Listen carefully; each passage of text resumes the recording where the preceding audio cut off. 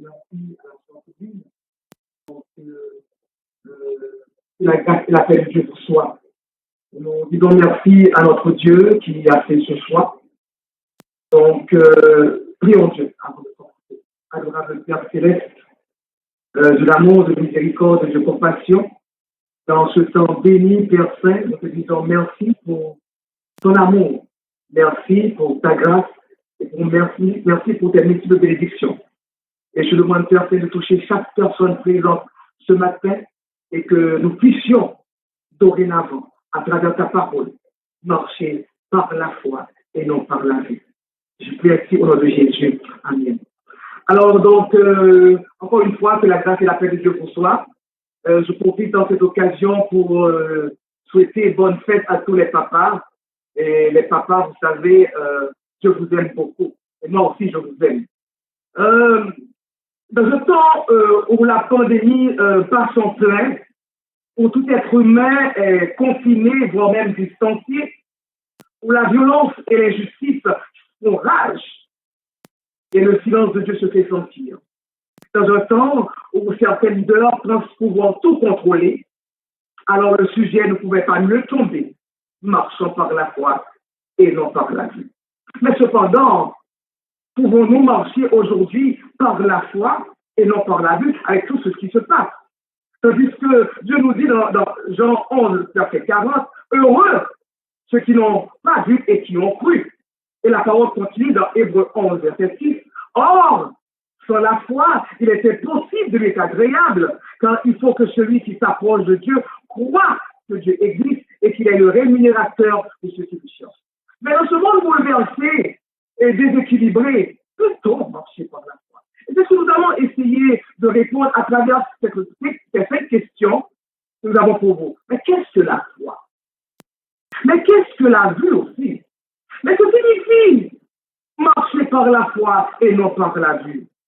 Mais qu'est-ce qui nous empêche de marcher par la foi et non par la vue? Et enfin, nous rentrons dans notre question, peut-on marcher par la foi et non par la vue? Parler de foi, c'est vaste. Cela prendrait plus que les trentaines ou les quarantaines de minutes que je vais passer avec vous. C'est très vaste. Donc, alors, avant de rentrer, je vais vous raconter l'histoire de ce pasteur qui, après quelques semaines d'évangélisation, il devait rentrer chez lui. Mais il pleuvait à verse. Et il a vu une pancarte qui est écrite « Attention, prisonnier en liberté ». Alors, tandis qu'il continuait sa route, il voyait un monsieur avec un drapeau tout blanc qui faisait signe. Il se disait, chérie, il n'arrête pas. Les enfants, papa, il n'arrête pas. Il venait juste de prêcher, il n'est pas ça. Alors, il continue, le monsieur faisait signe, non, avec son foulard blanc. Alors, la madame dit, chérie, je t'en supplie cette fois-ci, écoute la femme, ne t'arrête pas. Et il dit, mais je ne peux pas m'arrêter. Une chose qu'il avait cette fois, il ouvre la voiture pour savoir qu'est-ce qui se passe. Le monsieur lui dit, écoute, attention pasteur, attention monsieur, il y a le pont Jésus de s'effondrer. Alors en même temps, la femme et les enfants sont avec leur ruban, et ils disent, arrêtez, ils disent, arrêtez à tout le monde, et ils sont donc sauvés des vies comme ça. Alors, on se pose la question, mais qu'est-ce que la foi? La foi, c'est le fondement même du christianisme. Sans la foi, le christianisme n'existerait pas. Car c'est par la foi que nous sommes sauvés, par le moyen de la foi. Et cela ne vient pas de nous, c'est le don de Dieu. Ce don, on peut dire, est divisé en trois parties. Il y a la foi qui sauve, c'est donné à tout pécheur qui se répand. Acte 7, verset 31. Il y a la foi qui sanctifie, c'est la foi qui est accessible à tous les croyants, Galates 2, verset 20. Et la foi administrative qui est accordée à certaines personnes qui elles-mêmes est une faculté surnaturelle de croire et d'apprendre les plus grandes choses de Dieu. L'épître aux Hébreux, considérée comme l'épître de la foi, nous répond, il nous dit que la foi est une ferme assurance des choses qu'on espère et une démonstration de celles qu'on ne voit pas. Hébreux 11, verset 1er. J'en prie ici, et moi je disais que, or dans la foi, là où la foi est impliquée, il y a une assurance. assurance.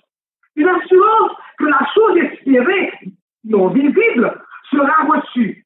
Nous avons, à travers la parole, que la foi accompagne toujours d'une promesse. Et ce n'est la preuve que la chose invisible sera reçue car Dieu n'est pas un homme pour mentir, ni le Fils de l'homme pour se repentir, car ce que sa bouche a dit, sa main l'accomplira.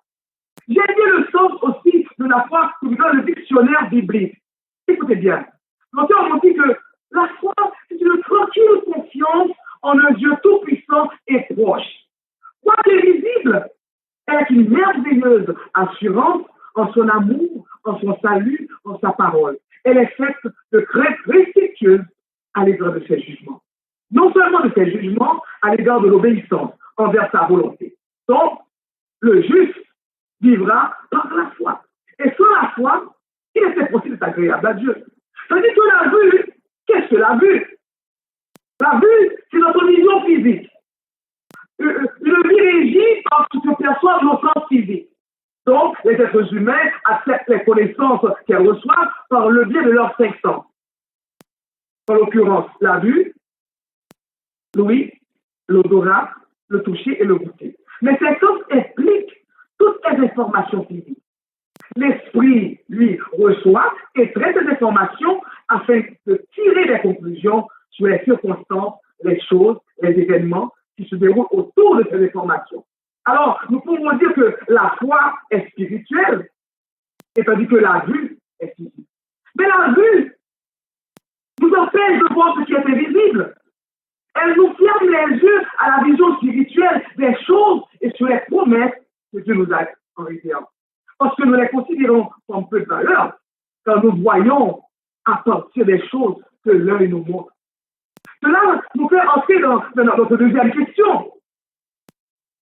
Qu'est-ce que l'apôtre Paul voulait dire aux chrétiens de Corinthe? Et que nous devrions nous-mêmes comprendre. Qu'est-ce que cela signifie pour nous marcher par la vue et non par la foi? L'apôtre Paul écrivait à des chrétiens loin de l'esprit qui ont l'espérance céleste de garder les yeux, qui ont gardé les yeux fixés non sur les choses que l'œil voit, mais sur l'espérance céleste. Donc, ce qui signifie qu'il y a une grande différence entre la foi et la vue. Les deux sont opposés. Quand nous marchons par la foi, nous n'avons pas besoin d'avoir peur. Par assurance, nous sommes assurés de la grandeur de Dieu. Nous sommes assurés de la confiance en Dieu. Et nous sommes assurés de savoir comment les choses sont. Mais cependant, c'est-à-dire que la vue, il y a l'inquiétude. Et l'inquiétude nous met en déséquilibre. Et l'inquiétude dégage en nous la maladie. Les inquiétudes aussi diminuent notre système immunitaire.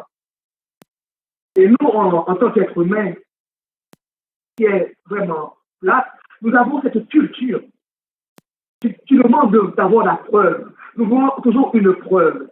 Et dans Jean 20, 29, Jésus dit à Thomas, Thomas qui voulait voir Jésus, voulait voir là où le clou avait percé. Il dit, Thomas, mais parce que tu as vu, tu as cru. Il continue. Il dit, heureux ceux qui n'ont pas vu et qui ont cru. La foi est reliée directement aux choses que nous ne pouvons pas voir à l'œil nu ou avec nos sens. C'est la marche de la foi est la clé qui nous fait expérimenter les promesses de Dieu. C'est cette clé qui nous fait expérimenter la promesse. C'est qui nous permet de pratiquer cette foi après à nous tenir compte de ce que l'on voit, à ne pas tenir compte de ce que l'on voit. Et au sens foi du terme, la vue ne compte pas quand il s'agit des promesses de Dieu. Tu peux bien essayer de voir avec tes yeux, tu ne verras pas les promesses, c'est évident. Parce que ce que Dieu a promis de faire, ou quand il fera, la vue ne peut pas le voir. Et par exemple, de Corinthiens 5, 17 nous révèle que les chrétiens ne marchaient pas d'après ce qu'ils voient. De même que nous songeons lorsque nous conduisons une voiture. Et si nous n'avons pas la vue, on ne peut pas conduire. De la même façon, il n'est pas permis à un chrétien de marcher dans la vie par la vue. Et ça, je dois bien comprendre, ce n'est pas un principe que nous apprenons du jour au lendemain. Il faut cultiver ça. Parce que ce type de connaissance spirituelle est totalement étrangère au raisonnement humain. Elle n'est pas propre à notre naturel. Donc, ce sont des choses que l'esprit de vérité nous révèle et que le monde ne peut pas recevoir. Donc, la logique ne peut pas l'expliquer non plus. Même moi, je ne saurais pas vous l'expliquer. C'est un don qu'il faut cultiver. Parce que Dieu dit dans Matthieu, si vous avez la foi comme un grain de sénévé, et si vous voulez un grain de sénévé, ce petit grain tout petit, vous pouvez faire déplacer une montagne. C'est Dieu, bien entendu. Donc, c'est que la foi, si nous avons confiance en notre Dieu, cette foi-là va faire de grandes choses. Mais cependant, mais qu'est-ce qui, nous entrons dans la troisième partie, mais qu'est-ce qui nous empêche de marcher par la foi? Nous avons vu que la foi est la clé qui nous fait expérimenter les promesses de Dieu. Nous avons vu que la foi nous donne tous les avantages nécessaires. Mais qu'est-ce qui nous empêche de marcher par la foi? Vous savez, dans Job 33, 14, il dit que je pense tantôt d'une manière, tantôt d'une autre. Et l'on n'y prend point garde. Parce que des fois, Dieu nous répond. Il nous répond toujours à notre demande. Mais nous ne voulons pas cette réponse-là. Parce qu'on veut faire selon notre propre volonté. Parce que c'est que on aurait des choses que on aurait voulu entendre. Si je demande à Dieu une maison et que Dieu me dit non, pour cette fois-ci, tu ne donnes pas la maison, mais moi, écoute, Dieu ne m'a pas répondu. Parce que on veut avoir la chose de notre propre volonté. Mais la foi est la preuve, l'assurance, la confiance que Dieu nous a déjà répondu. Mais c'est nous. Notre vouloir a toujours tout guidé. C'est nous qui n'avons pas obtenu les choses. Mais Dieu nous a déjà donné bien à l'avance, avant même qu'elles se produisent. Qu'est-ce qui nous empêche de marcher par la foi? C'est notre incrédulité, nos doutes, nos scepticisme. Nous sommes tellement. Nous disons, oh oui, certainement, nous disons que nous avons de la foi. Et notre incrédulité est toujours, c'est le plus grand obstacle de notre vie. Et c'est la seule vraie difficulté qui s'oppose à notre prospérité et à notre progrès spirituel. Marc 9, 23 nous dit, si tu le peux croire, toutes choses sont possibles. Pour celui qui croit, Qui a fait que nous puissions croire? Tout est possible, excepté de croire en Dieu. Pourquoi on ne croit pas? Pas mal d'entre nous, et j'ai parlé avec quelqu'un qui est soi-disant pasteur, qui dit, mais tu sais, je n'y crois pas. Et aujourd'hui même, il y a des gens qui étaient déjà des pasteurs et qui prônent l'évangile de non-croyance. Il ne faut pas croire en ce Dieu-là. Cependant, Dieu est fidèle à sa parole. Okay. Alors, pour un cœur, pour pouvoir croire, il faut que notre cœur soit dans un état vraiment sain. Parce que la foi ne coûte pas d'effort. Ça ne prend pas d'effort parce que si la foi devait être comme un grain de s'élever, il n'y a pas d'effort à faire. Mais cependant, ça veut dire la fête de se reposer sur Dieu. Et c'est comme, nous devons être comme un enfant qui s'appuie la tête sur son père. Qu'est-ce qui nous empêche de marcher par la foi? Notre ignorance à travers la parole. Nous ne connaissons pas la parole. Oh oui.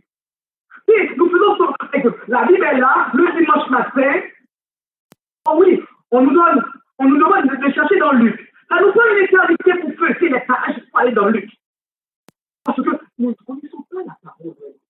Et ça nous empêche de marcher. Parce que quand la parole nous fait tomber dans le biais de péché, si nous ne connaissons pas cette parole-là, nous allons tomber dans le biais de péché parce que nous n'allons pas saisir les promesses que Dieu a laissées pour nous. Nous n'allons pas comprendre les choses que Dieu nous a laissées. Nous n'allons pas même pas comprendre parce que l'évangile, parce que ça prend la parole pour connaître Dieu aussi. Comment allons-nous connaître Dieu sur la parole? Est-ce que à travers la prédication que je vous fais ce matin? Non. Mais c'est à travers cette parole. Parce que la parole nous instruit, la parole nous nourrit, la parole nous met dans une autre dimension pour connaître Dieu. Alors, si nous marchons par la foi, et nous ne connaissons pas la parole, notre ignorance à la parole, nous tombons dans les péchés de l'orgueil. Le moi va primer sur nous. La rancune va primer sur nous. Le jeu va primer. Et notre propre volonté va faire en sorte que nous ne pouvons pas voir avec les yeux de la foi, avec les yeux de l'esprit. Nous allons voir avec la vue.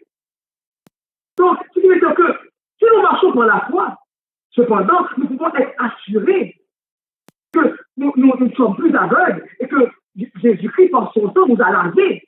Et que ce sang qui nous a purifiés enlève les écailles, enlève les faiblesses, enlève tout ce qui nous empêche de voir par la foi. Et cependant aussi, nos regards foi sont fixés, nos regards, ça nous empêche de marcher par la foi. Si nos regards sont fixés sur les choses de ce monde, sur le matériel, sur les choses terrestres qui périssent, ou la rouille, la paye, les choses qui périssent, nous ne pouvons pas marcher par la foi. Mais si nos yeux sont fixés sur Dieu, sur Jésus, l'éternel est celui qui marche devant toi. Il sera avec toi quand tu fais un pas. La marche de Dieu quand tu fais un pas, quand tu fais un autre pas.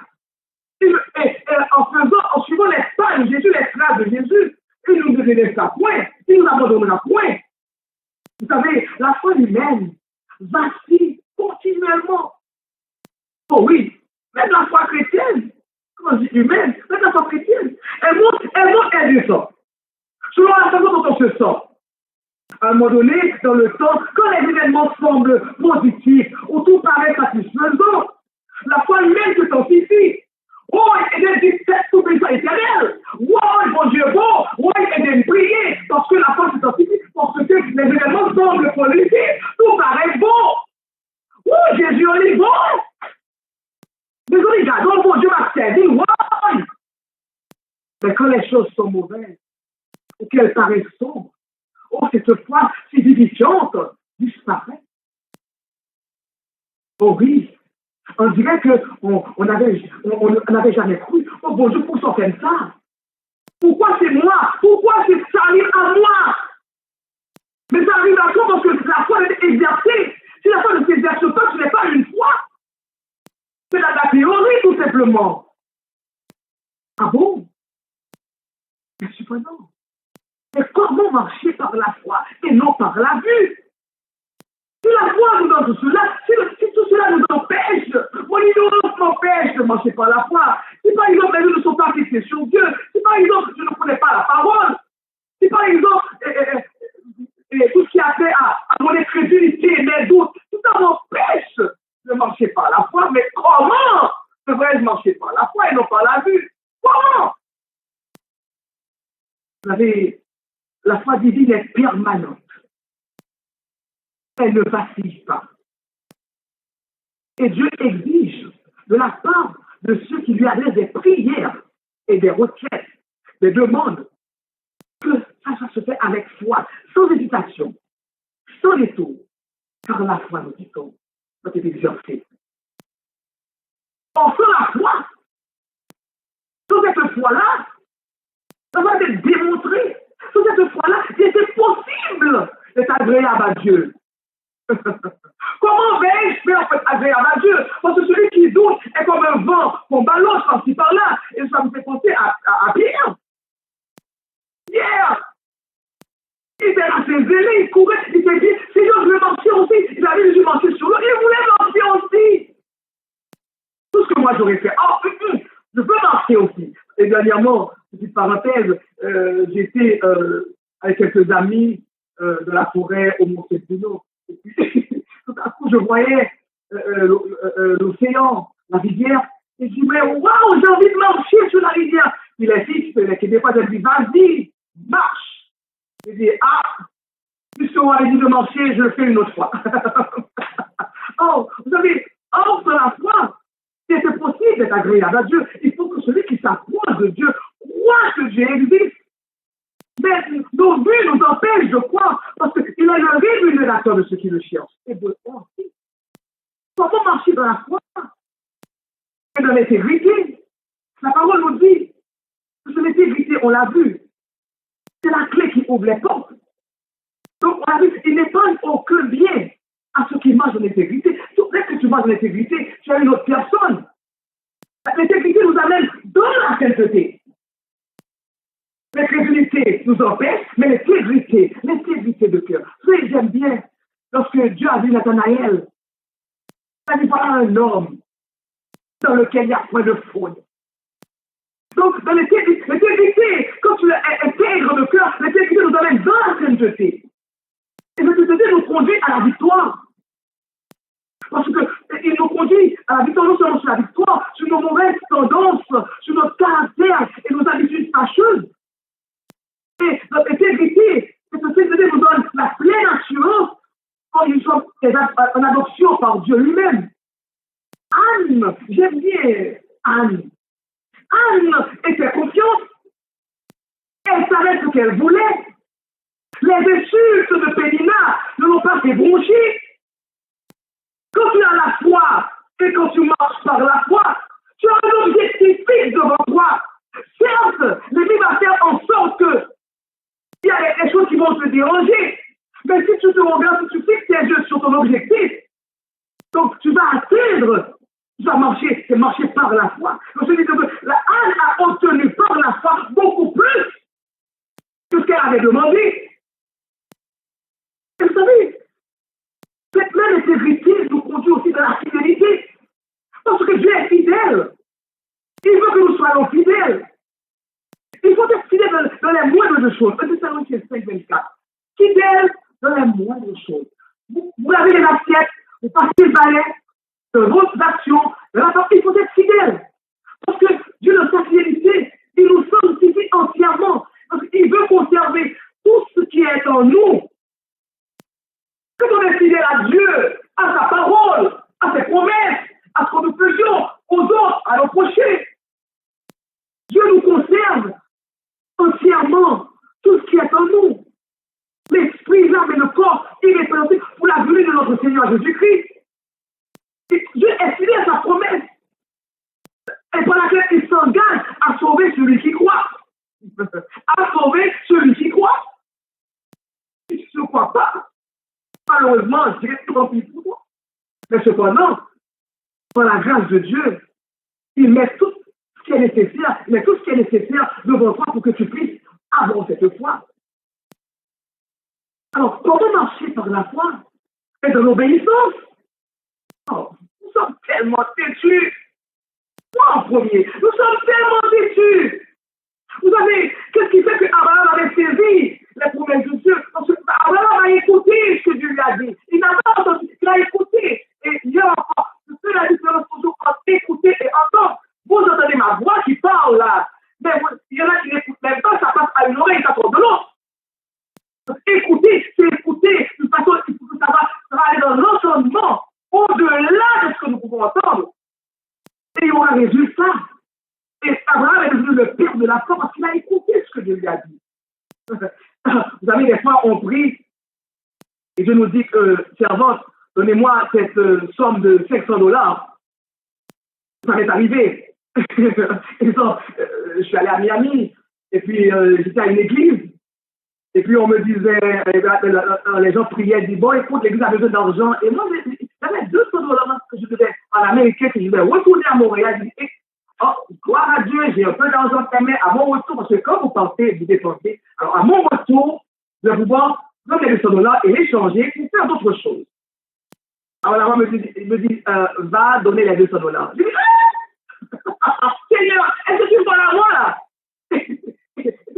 Toujours, on écoute ça, on entend. Oui, va donner les $200 que tu as dans les mains. Seigneur, ok. J'aime pas faire la sodomie avec Dieu. Alors tranquillement, je me déplace et je dépose les $200. Et je dois vous dire, Dieu m'est témoin, à ma sortie, j'ai reçu $500. Et vous savez, alors, il faut saisir, il faut écouter ce que Dieu nous dit, afin de saisir la bénédiction qu'il a laissée pour nous. Donc, dans la parole, nous devons marcher par la foi, dans la parole, dans la présence de Dieu, dans la prière, dans la communication intime avec lui et dans la communication avec les frères et sœurs, dans la communion. Excuse-moi. Parce que dans la patience aussi, pour marcher sur la foi, il faut être patient.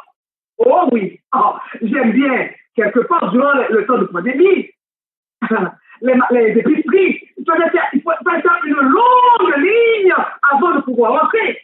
Dieu nous dit, écoute, puisque vous n'avez pas de patience, et là, moi, je vais vous donner une façon à cultiver la patience, à démontrer cette patience-là. Et la ligne était longue, et très souvent, et des fois, je me suis dit, elle peut y arrêter pour faire un peu mon temps, mais j'avais besoin des choses, et j'étais obligé de rester. Donc, comment marcher par la foi? En suivant les traces des voies que Jésus a laissées pour nous, Jean 12, 26. Si quelqu'un me sert, qu'il me suive. Où je serai celui qui me sert, il sera aussi. Et si quelqu'un me sert, mon Père l'honorera. Si nous voulons être serviteurs de Christ, nous devrions être ses disciples. agir comme Jésus. Agir comme Jésus aurait agi. Et c'est le moyen le plus sûr de faire honneur à son nom. Vous savez, je suis un genre de personne, des fois je vais dire que je fais ce que Jésus me demande. Et il y a d'autres personnes qui vont me dire, écoute là, dans ce temps-là, tu essaies de faire comme Jésus. Oui, je nous demande de faire comme lui. Si nous suivons les pas de Jésus, on aura sa présence constamment avec nous. Et on finira par lui ressembler. C'est avoir la présence constante de Jésus. Si on marche constamment avec lui, on finira par lui ressembler. Laissons la place à Christ de vivre en nous. Comme il convient, on dit souvent, ce n'est plus moi qui vis. Oh, j'aime bien entendre cette parole. Ce n'est plus moi qui vis, c'est Christ qui vit en moi. Et puis tu fais quelque chose à dire, écoute, Barry, m'a cassé les temps, mais non. J'aime bien cette phrase-là. Oh, quand j'aime vraiment, m'a cassé les temps. Oui. Si tu casses, non, casser les temps, mais non, tu ne fonctionnes pas sur l'esprit de Dieu. Tu fonctionnes sur la chair. Il faut laisser l'esprit nous convaincre que je vis la place. Donc, comme on dit, ce n'est plus moi qui vis, mais il faut être imbu de ce que nous disons. Parce que si on marche par la foi, et laissons Christ agir en nous, et nous allons faire des choses extraordinaires. Oh, nous allons faire des choses pas seulement extraordinaires, des choses qui sont possibles. Et je vais vous raconter ce qui est arrivé cette semaine. Et je l'ai raconté hier avec le groupe des dames. J'ai un ami qui m'arrange toujours mon ordinateur. Et ça fait 5 ans depuis que je le connais, parce que je l'appelle, il me considère comme sa sœur, et je le considère comme mon frère. Et c'est un homme qui paraît pieux. Et il m'arrange mon ordinateur, je lui fais ses infos, on est qui? Comme ça, je ne le paye pas, il ne le paye pas. Et jeudi matin, j'avais un rendez-vous avec lui à la maison. Pas à l'intérieur, évidemment, à l'extérieur. Parce qu'il faut avoir 2 mètres de distance. Alors, il était arrivé et puis il commençait à m'expliquer comment fonctionnait l'ordinateur qu'il devait arranger. Et tout à coup, il me dit, Dieu est bon avec moi. Dieu est bon pour moi. Je dis, mais comment ça? Il a dit, je me sens mal à l'aise parce que Dieu est tellement bon pour moi, il a fait tellement de choses et que je ne le sers même pas. C'est-à-dire qu'il y avait d'autres personnes qui servent Dieu et puis Dieu n'est pas aussi bon pour eux. Je dis, arrêtez. Dieu, il fait ce qu'il veut. Il dit, je vais vous raconter ce qui m'est arrivé. Et je lui ai dit, ok, vas-y, je t'écoute. Il a dit, oh non, je suis fatigué. Assieds-toi, j'écoute. Tu n'avais jamais de l'eau dans ma bouche, je veux t'écouter. Il m'a dit, il y a 3 choses que Dieu a fait de ma vie. Mais je ne voulais pas le temps de raconter les 3 choses. Et je voulais raconter une seule chose. J'ai dit, mais vas-y, je t'écoute. Il m'a dit, tu sais que j'étais plus jeune, à l'âge de 25 ans. J'étais fatigué, je rentrais de mon travail, mais j'avais soif. Et je suis rentré dans un bar pour demander de l'opérer parce que je ne bois pas. Alors, il y avait au côté droit, il y avait au moins un groupe de latinos. Et c'est l'heure de la fermeture du bar. Et la jeune fille, la serveuse, est venue nous dire que c'est l'heure qu'on va fermer. Et tout à coup, un des latinos, des deux groupes qui étaient là, un des jeunes, a pris un couteau, il a mis en dessous de la gorge de la jeune fille. Et lui, il a dit, j'étais assis à la barre et je regardais, je tremblais de tout mon corps. Et les gens ne savaient pas que le propriétaire avait un bouton qui allait directement à la police. Et le propriétaire est arrivé, il a pesé le bouton et a tiré sur les gens. Et tout à coup, il y a eu une 50aine de policiers qui arrivent. Imagine, latino, noir, 50aine de policiers qui arrivent. Et il a dit qu'il y a une dame qui, habillée en policier, qui m'a dit, regarde cette porte-là, je trouve la voie, je trouve le chemin, passe par ce chemin-là, ne regardez pas en arrière et cours. Il m'a dit, imagine 25 ans, adrénaline, il dit, je courais de toutes les forces. Il a dit, 15 jours après, je suis retourné au bar pour aller voir la porte où cette policière m'avait fait traverser. Mais il m'a dit, il n'y avait pas de porte. Il n'y avait que le mur, il n'y avait pas de porte.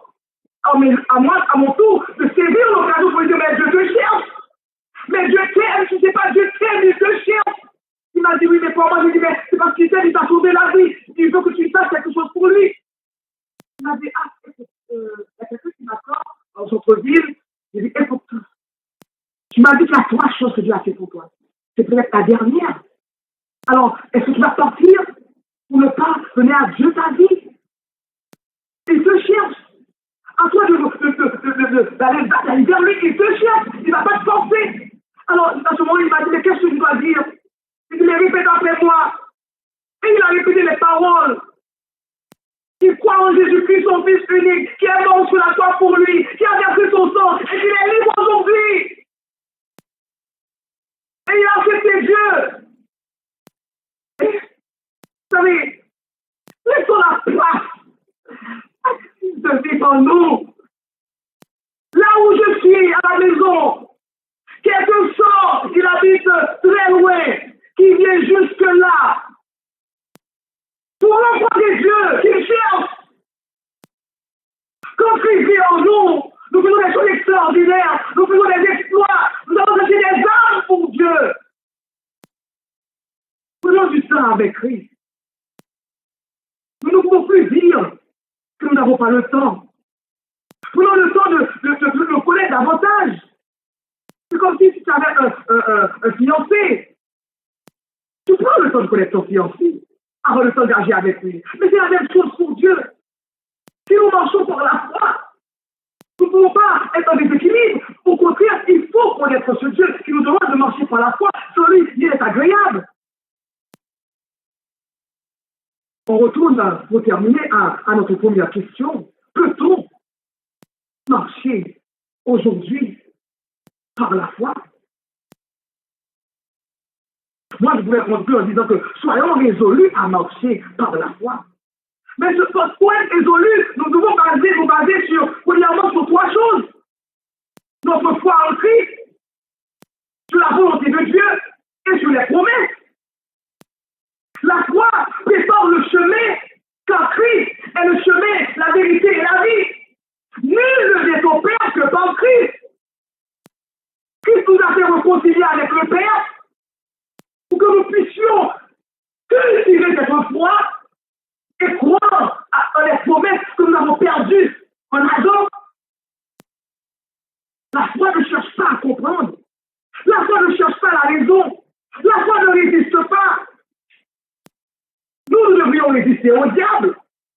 La foi se soumet à la volonté de Dieu. Et j'ouvre une parenthèse.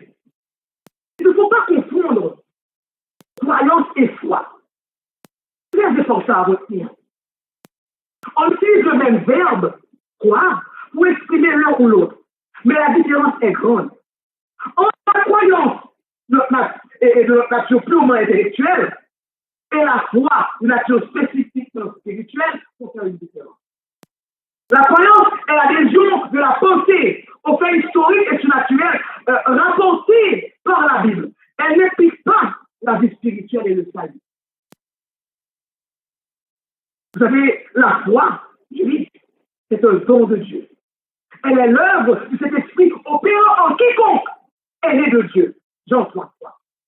Elle est une confiance totale, une ferme assurance dans les promesses de Dieu. Donc, les promesses de Dieu, les promesses que Dieu nous a laissées, à travers Abraham, nous pouvons les saisir. J'ai été dans le cœur de l'ennemi et j'ai repris tout ce qu'il m'a volé. Par la foi, nous devons aller reprendre ce que l'ennemi nous a volé. Parce que nous avons réalisé les promesses.